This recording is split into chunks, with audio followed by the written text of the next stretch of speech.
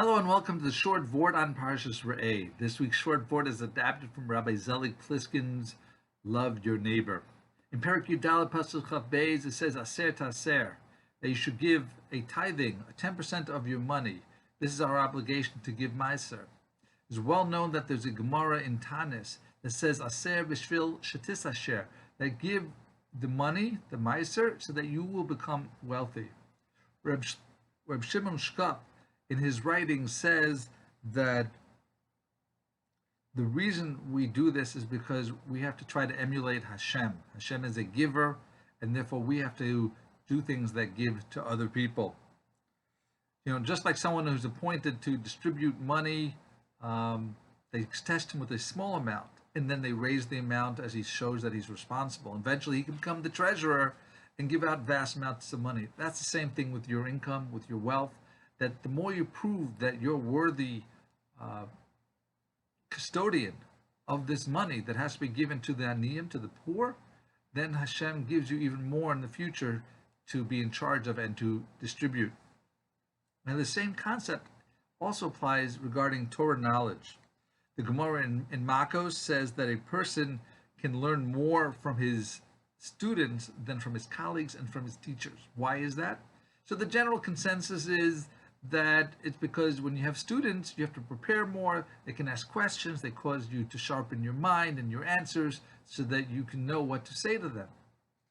But there's another answer based on what we said before, and that is with a person who has knowledge, and if he shows that he's a good custodian, that he shares and teaches other people Torah, then Hashem will reward him with even more Torah so that he can have a virtuous cycle of sharing Torah. Rav Moshe Feinstein says regarding teaching that a teacher first has an obligation to learn Torah himself, and there's no limit to how much you can learn and grow.